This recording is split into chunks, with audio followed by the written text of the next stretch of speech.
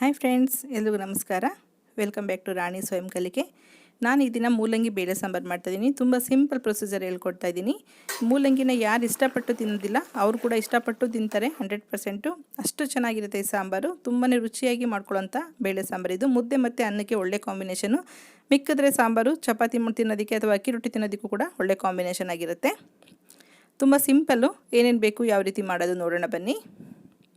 ಒಂದು ಕುಕ್ಕರ್ಗೆ ನಾನು ತೊಗರಿಬೇಳೆ ಮೊದಲು ಕೂಗಿಸ್ಕೊಳ್ತೀನಿ. ತೊಗರಿಬೇಳೆ ಒಂದು ಅರ್ಧ ಕಪ್ಪಷ್ಟನ್ನು ಒಂದು 10 ನಿಮಿಷ ನೆನೆಸಿಟ್ಕೊಂಡಿದ್ದೀನಿ. ಇಲ್ಲಿ 3 ರಿಂದ 4 ಜನಕ್ಕೆ ಆಗೋಷ್ಟು ಸಾಂಬಾರನ್ನ ಮಾಡ್ತಾಯಿದ್ದೀನಿ. ನಾನು ಬೇಳೆ ಬೇಯೋದಕ್ಕೆ ಅರ್ಧ ಲೀಟ್ರಷ್ಟು ನೀರು ಹಾಕ್ಕೊಳ್ತಿದ್ದೀನಿ.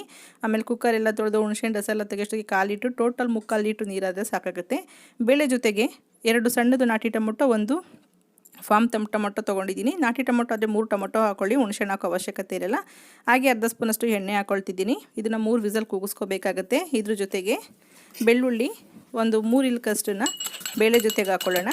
ಇನ್ನೊಂದು 2 ಇಲ್ಕು ಒಗ್ಗರಣೆಗೆ ಹಾಕ್ಕೊಂಡ್ರೆ ಆಯಿತು. ಬೇಳೆ ಜೊತೆನಲ್ಲಿ ಕೂಗಿಸೋದ್ರಿಂದ ತುಂಬಾ ರುಚಿ ಇರುತ್ತೆ. ಹಾಗೆ 1 ಗೆಡ್ಡೆ ಈರುಳ್ಳಿನಲ್ಲಿ ಅರ್ಧ ಗೆಡ್ಡೆಯಷ್ಟು ಬೇಳೆ ಜೊತೆಗೆ ಹಾಕ್ಕೊಳ್ಳಿ. ಇನ್ನು ಅರ್ಧ ಒಗ್ಗರಣೆಗೆ ಆಗುತ್ತೆ. 1 ಕಡ್ಡಿ ಕರಿಬೇವಿನ ಸೊಪ್ಪು ಹಾಕ್ಕೊಂಡು 3 ವಿಸಲ್ ಕೂಗಿಸ್ಕೊಳ್ಳಿ. ಬೇಳೆ ಬೇಯೋಷ್ಟಲ್ಲಿ ನಾವು ತರಕಾರಿ ಎಲ್ಲ ಹೆಚ್ಚಿಟ್ಕೊಳ್ಳೋಣ. ಹುಣಸೆಹಣ್ಣನ್ನು ಸ್ವಲ್ಪ ನೀರಲ್ಲಿ ನೆನೆಸಿಟ್ಕೊಂಡಿದ್ದೀನಿ. ಹಾಗೆ ಮೂಲಂಗಿನ ಮೇಲೆ ಸಿಪ್ಪೆ ತೆಗೆದು ರೌಂಡಾಗಿ ಕಟ್ ಮಾಡ್ಕೋಬೇಕಾಗತ್ತೆ.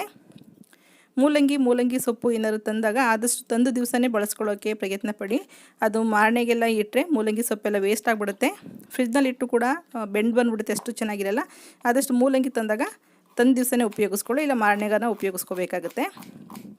ಮೂಲಂಗಿನ ಈ ಥರ ರೌಂಡಾಗಿ ಸ್ವಲ್ಪ ಸಣ್ಣದಾಗಿ ಕಟ್ ಮಾಡ್ಕೊಳ್ಳಿ, ಬೇಗ ಬೇಯುತ್ತೆ. ಆದಷ್ಟು ಎಳೆ ಮೂಲಂಗಿ ತೊಗೊಂಡು ಬನ್ನಿ, ತುಂಬ ಚೆನ್ನಾಗಿರುತ್ತೆ ಸಾಂಬಾರು. ನೋಡಿ, ಈ ಥರ ರೌಂಡಾಗಿ ಸಣ್ಣದಾಗಿ ಹೆಚ್ಚಿಟ್ಕೊಂಡಿದ್ದೀನಿ. ಇದು ಒಗ್ಗರಣೆ ಮಾಡೋದ್ರಿಂದ ನಮಗೆ 5 ನಿಮಿಷದಲ್ಲಿ ಸಾಂಬಾರು ರೆಡಿ ಆಗಿಬಿಡುತ್ತೆ. ಅಷ್ಟು ಸಿಂಪಲಾಗಿ ಮಾಡೋಂಥ ಮೆಥಡ್ ಇದು. ಈಗ ಬೇಳೆ ಎಲ್ಲ ಚೆನ್ನಾಗಿ ಬೆಂದಿದ್ದೆ, 3 ವಿಸಲು. ಸ್ವಲ್ಪ ಟೊಮೊಟೊ ದಪ್ಪಕ್ಕೆ ಹಾಕಿದ್ರಿಂದ ಸ್ವಲ್ಪ ಸೌಟಲ್ಲಿ ಅಥವಾ ಸ್ಮ್ಯಾಶರಲ್ಲಾದ್ರೂ ಜಸ್ಟ್ ಈ ಥರ ಪ್ರೆಸ್ ಮಾಡಿಕೊಂಡ್ರೆ ಸಾಕು. ತುಂಬಾ ಸ್ಮ್ಯಾಶ್ ಮಾಡಬೇಡಿ, ಬೇಳೆ ತುಂಬ ಚೆನ್ನಾಗಿ ಸಾಫ್ಟ್ ಆಗಿಬಿಟ್ರೆ ಚೆನ್ನಾಗಿರಲ್ಲ. ಸ್ವಲ್ಪ ಟೊಮೊಟೊ ಅಷ್ಟೇ ಸಾಫ್ಟ್ ಮಾಡ್ಕೊಳ್ಳಿ. ಈಗ ಹುಣಸೆಹಣ್ಣನ್ನು ಸ್ವಲ್ಪ ರಸ ತೆಗೆದು ಇಟ್ಕೊಂಡಿದ್ದೀನಿ. ಒಂದು ಸೈಡು ಒಗ್ಗರಣೆ ಮಾಡ್ಕೊಳ್ಳೋಣ. ಒಂದು ಪಾತ್ರೆಗೆ 2 ಸ್ಪೂನಷ್ಟು ಎಣ್ಣೆ ಹಾಕ್ಕೊಂಡು ಸ್ವಲ್ಪ ಸಾಸಿವೆ ಹಾಕ್ಕೊಳ್ತಿದ್ದೀನಿ. ಸಾಸಿವೆ ಸ್ವಲ್ಪ ಸಿಡಿದ ಮೇಲೆ ಬೆಳ್ಳುಳ್ಳಿ ಒಂದು 3 ಇಲ್ಕಷ್ಟು ಜಜ್ಜಿದ್ದು, ಹಾಗೆ ಹೆಚ್ಚಿದ ಅರ್ಧ ಈರುಳ್ಳಿ, 1 ಕಡ್ಡಿ ಕರಿಬೇವಿನ ಸೊಪ್ಪು ಹಾಕ್ಕೊಳ್ಳೋಣ. ಹಾಕ್ಕೊಂಡು ಸ್ವಲ್ಪ ಈರುಳ್ಳಿನೆಲ್ಲ 1 ನಿಮಿಷದಷ್ಟು ಫ್ರೈ ಮಾಡ್ಕೊಳ್ಳಿ. ಈರುಳ್ಳಿ ಸ್ವಲ್ಪ ಫ್ರೈ ಆದ ತಕ್ಷಣ ಹೆಚ್ಚಿರೋಂಥ ಮೂಲಂಗಿ ಇರುತ್ತಲ್ಲ ಅದನ್ನು ಹಾಕ್ಕೊಳ್ಳೋಣ. ಮೂಲಂಗಿನ ಯಾವಾಗಲೂ ತೊಳೆದ್ಬಿಟ್ಟು ಹೆಚ್ಕೊಂಡಿದ್ದೀರಲ್ಲ, ಮತ್ತು ಹೆಚ್ಚಿದ ಮೇಲೆ ತೊಳೆಯೋಕೆ ಹೋಗಬಾರ್ದು.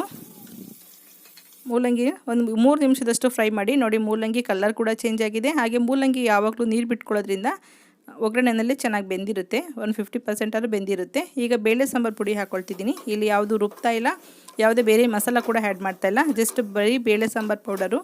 ಇದರಲ್ಲೇ ಖಾರ ಎಲ್ಲ ಮಿಕ್ಸ್ ಆಗಿದೆ. 2.5 ಸ್ಪೂನಷ್ಟು ಹಾಕ್ಕೊಂಡಿದ್ದೀನಿ. ಈಗ ಸಾಂಬಾರು ಪುಡಿ ಬೇಯೋದಕ್ಕೆ ಎಷ್ಟು ಬೇಕಾಗುತ್ತೆ ನೋಡಿಕೊಂಡು 1/4 ಲೀಟ್ರಷ್ಟು ನೀರು ಟೋಟಲ್ ನಾನು ಇಲ್ಲಿ ತೊಗೊಳ್ತಾ ಇರೋದು. ಬೇಳೆಗೆ ಅರ್ಧ ಲೀಟ್ರ್ ನೀರು ಹಾಕ್ಕೊಂಡಿದ್ವಿ. ಟೋಟಲ್ 3/4 ಲೀಟ್ರ್ ನೀರಾದರೆ ಬೇಳೆ ಸಾಂಬಾರು ರೆಡಿ ಆಗುತ್ತೆ.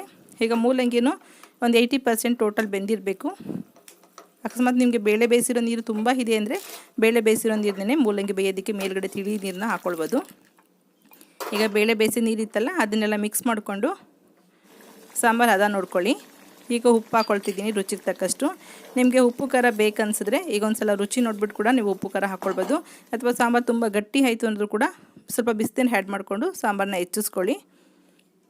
ಒಂದು 2 ನಿಮಿಷ ಉಪ್ಪಿನಲ್ಲಿ ಕುದ್ದಾದಮೇಲೆ ಸ್ವಲ್ಪ ಹುಣಸೆಹಣ್ಣು ರಸ ಇತ್ತಲ್ಲ ಹಾಕ್ಕೊಳ್ಳೋಣ. ಹಾಕ್ಕೊಂಡು ಇದನ್ನು ಸ್ವಲ್ಪ ಲೋ ಫ್ಲೇಮ್ ಮಾಡಿಬಿಟ್ಟು ಒಂದು 2 ನಿಮಿಷ ಕುದಿಸ್ಕೊಂಡ್ರೆ ಮೂಲಂಗಿ ಸಾಂಬಾರು ರೆಡಿ ಆಗುತ್ತೆ. ಇಷ್ಟೇ ಸಿಂಪಲ್ಲು. ಇದಕ್ಕೆ ಯಾವುದೇ ರುಬ್ಬೋದಿಲ್ಲ, ಏನೂ ಬೇಕಾಗಿಲ್ಲ, ತುಂಬಾ ರುಚಿಯಾಗಿರುತ್ತೆ.